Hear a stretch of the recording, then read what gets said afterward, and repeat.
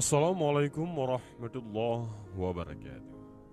Dan pada video kali ini kita akan mengisahkan tentang Jabal Kaf ataupun Gunung Kaf, gunung yang tersembunyi dan paling misterius di bumi. Di muka bumi terhampar lautan, gunung dan lembah dengan jumlah yang hampir tidak terhitung saking banyaknya. Begitu pula dengan gunung-gunung di muka bumi ini sangatlah banyak, mulai yang terkecil sampai terbesar. Tapi ada satu gunung yang diciptakan Allah secara misterius dan konon merupakan gunung yang tersembunyi. Dan inilah misteri Gunung Jabal Kaf, gunung tersembunyi dan paling rahasia di muka bumi. Konon ada yang bilang Jabal Kaf adalah gunung yang terbesar dan merupakan induknya para gunung di seluruh muka bumi, di mana gunung lain adalah urat-uratnya. Benar atau tidaknya, tentunya ada maksud dan fungsi tertentu yang hanya Allah yang mengetahuinya. Gunung Jabal Kaf diciptakan tersembunyi dan misterius. Tidak ada yang tahu apa dan di mana gunung tersebut, melainkan hanya beberapa orang saja. Banyak pertanyaan mengenai Jabal Kaf. Seperti apa bentuk dan ukuran Gunung Kaf itu? Apa fungsinya di bumi? Dan benarkah Jabal Kaf gunung terbesar di muka bumi? Dan mari kita simak dalam video ini. Sesungguhnya di balik Gunung Kaf terdapat sebidang tanah putih yang tiada tumbuhannya. Luas tanah tersebut seperti luas dunia 7 kali. Di situ penuh sesak dengan malaikat, sehingga andai kata sebuah jarum dijatuhkan dari atas, niscaya terjatuh di atas salah satu dari mereka. Tiap-tiap tangan mereka memegang bendera yang panjangnya 40 farsah. Tiap bendera tulisannya La ilaha illallah Muhammadur Rasulullah. Tiap-tiap malam Jumat, mereka berkumpul di keliling Gunung Kaf tersebut untuk merendahkan diri kepada Allah dan memohon keselamatan buat umat Muhammad sallallahu alaihi wasallam. Jika fajar subuh sudah terbit, mereka berdoa, Ya Allah, ampunilah yang mandi hari Jumat dan yang datang menghadiri Jumat. Mereka berdoa dengan suara tangis dan keras. Lalu Allah berfirman, Hai malaikatku, apa yang kalian kehendaki? Mereka menjawab, kami berkehendak engkau mau mengampuni dosa umat Nabi Muhammad sallallahu alaihi wasallam. Aku telah mengampuni mereka. Jawab Allah subhanahu wa ta'ala.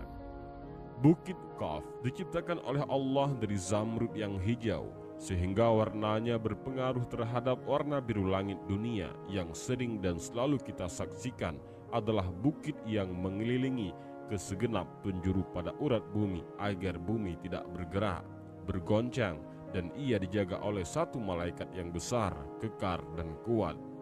Pada suatu hari, Sayyidina Iskandar Zulkarnain naik ke atas bukit Kaf dan bertanya, Hai Jabal Kaf, di bawahmu ada sejumlah bukit-bukit kecil. Coba ceritakan kepadaku kekuasaan Allah yang demikian itu. Bukit Kaf menjawab, di balik saya ada bumi yang berjarak 500 tahun perjalanan.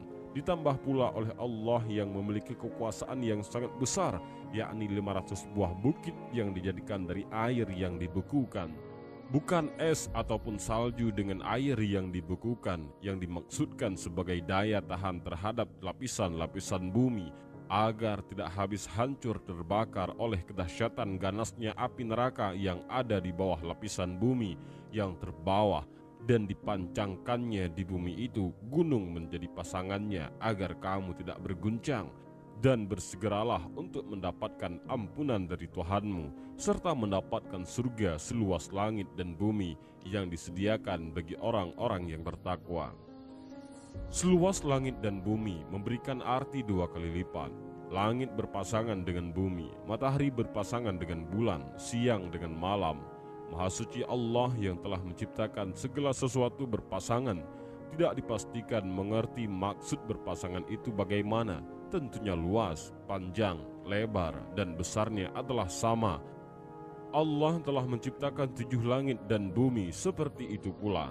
Sewaktu Sayyidina Abdullah bin Salam bertanya kepada Nabi sallallahu alaihi wasallam dengan apa bumi ini bisa tenang, Nabi Muhammad sallallahu alaihi wasallam menjawab dengan beberapa gunung. Pertanyaan selanjutnya, dengan apa gunung-gunung itu dikokohkan? Nabi Shallallahu Alaihi Wasallam menjawab, dengan gunung Qaf yang dibuat dari zamrud hijau dan birunya langit. Setelah itu ditanya lagi, berapa jarak tingginya dari bumi ke langit dunia? Nabi Shallallahu Alaihi Wasallam menjawab, 500 tahun perjalanan. Pertanyaan selanjutnya tentang jarak antara perjalanan kiri dan kanannya, utara dan selatan dari titik tengah. Nabi Shallallahu Alaihi Wasallam menjawab, 200 tahun perjalanan. Dan ketika ditanyakan tentang penghuni bumi yang berlapis 7 itu, Nabi Shallallahu Alaihi Wasallam menyebutkan, penghuni lapisan ke-7 adalah para malaikat, penghuni lapisan ke-6 adalah iblis beserta bala tentaranya, penghuni lapisan ke-5 adalah setan, penghuni lapisan ke-4 adalah ular, penghuni lapisan ke-3 adalah kalajengking, penghuni lapisan ke-2 adalah jin, dan penghuni lapisan pertama adalah manusia. Allah Subhanahu wa Ta'ala berfirman, dan di bumi terdapat bahagian-bahagian yang mendampingi. Gunung Jabal Qaf menurut Syekh Muhammad Nazim Adil Al-Haqqani adalah sebuah gunung yang dikelilingi beberapa buah lembah dan bukit. Gunung ini terletak di antara daerah Yordania dan Arab Saudi. Ada juga mengatakan Gunung Qaf terletak di daerah daratan Yaman. Dan ada juga yang mengatakan Gunung Qaf berada di sebelum Persia, dekat tembok Ya'jud dan Ma'jud. Gunung Qaf merupakan daerah yang sangat luas. Di sanalah hidup para wali Allah dari golongan Rajalul Ghaib berjumlah sekitar 70 orang. Semua penduduk Gunung Qaf adalah para lelaki soleh dari golongan manusia yang telah menjauhkan diri dari kehidupan duniawi dan memilih hidup untuk beribadah saja. Gunung Qaf merupakan suatu daerah yang gaib, tidak ada di alam nyata. Kehidupan di Gunung Qaf semuanya bersifat tersembunyi, dan sisi kegaibannya pun setara dengan sisi kegaiban alam malaikat. Konon tidak jauh dari Gunung Qaf tersebut terdapat sebuah pulau ataupun Pulau Al-Khabir, tempat bertemunya dua arus air laut dan sungai. Di pulau itulah Nabi Khidir alaihi salam tinggal. Selain Gunung Qaf, terdapat juga Gunung Nun. Gunung Nun terletak di daerah paling timur dunia, yang mengatakan di daerah itu adalah Pulau Kalimantan. Gunung Nun merupakan daerah yang hampir mirip dengan Gunung Qaf.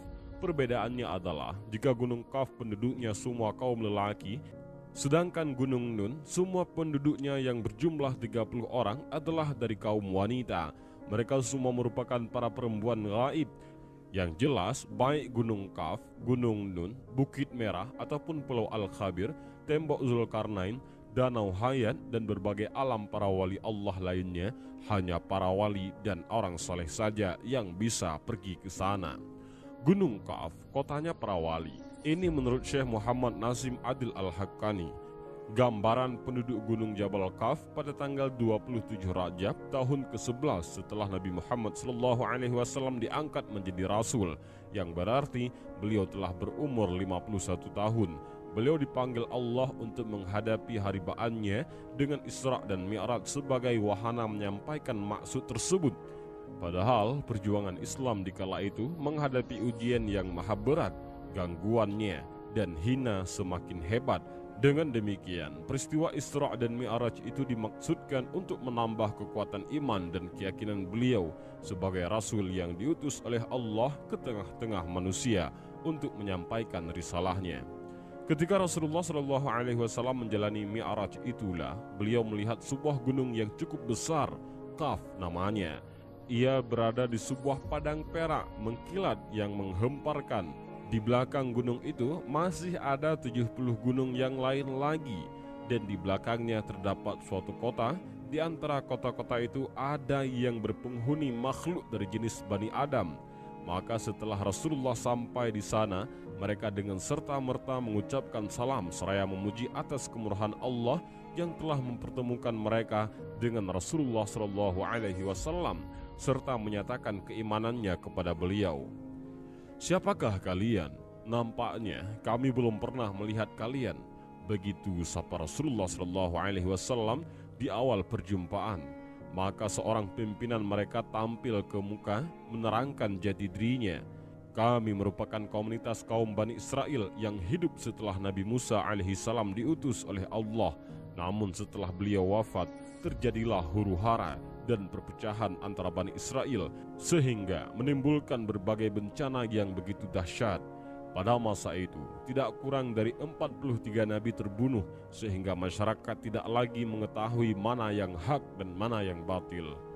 Menyadari terjadinya keracuan seperti itu, kira-kira ratusan orang yang ahli ibadah dan bersikap zuhud tampil untuk membenahi masyarakat.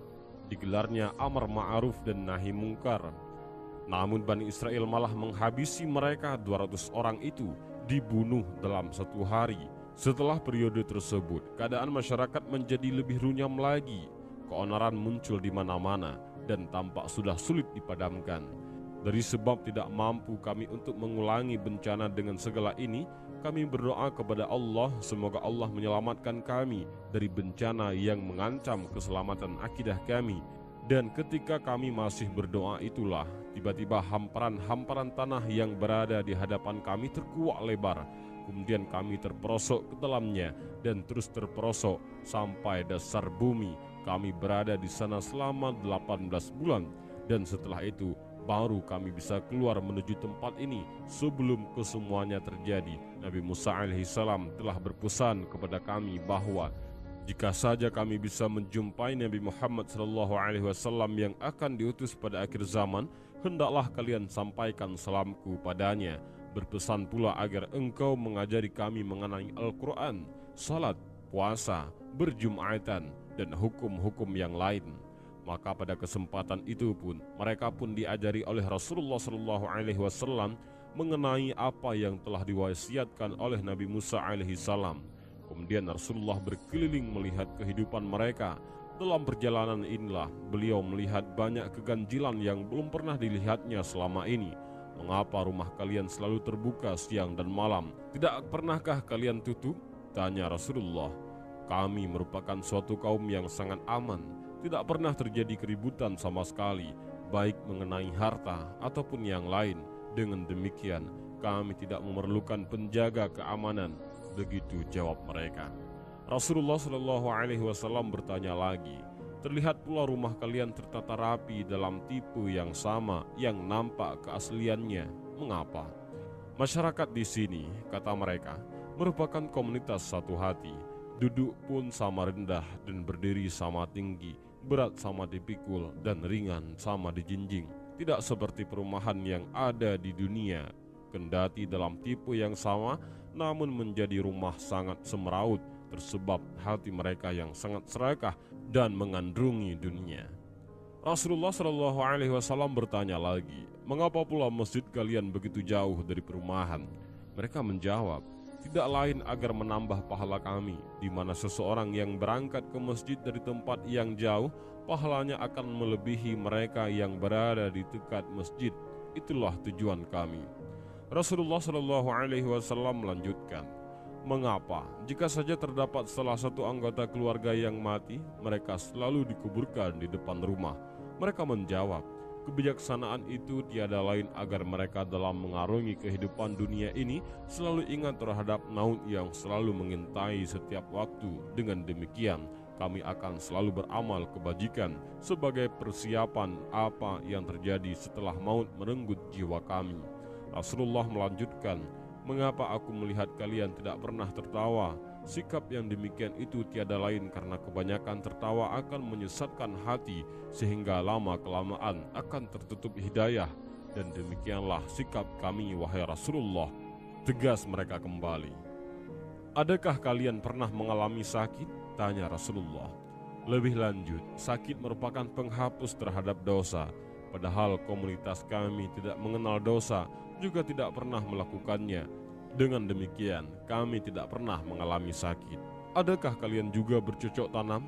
Rasulullah kembali bertanya. Benar, kami juga bercocok tanam.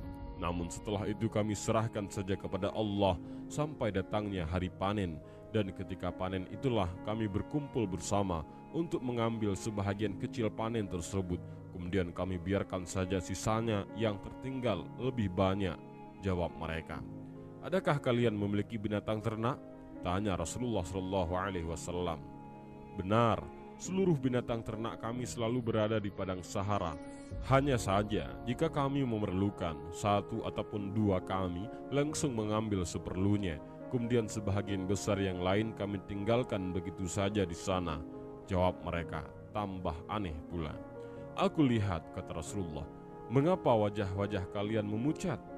Tiada lain perubahan warna tersebut karena seluruh masyarakat kami merasa takut sekali atas kematian. Dalam arti bukan karena mencintai kehidupan dunia, namun amal-amal kami yang kelak sebagai bekal di akhirat serasa belum cukup untuk menghadapi huru hara di belantara kiamat nanti.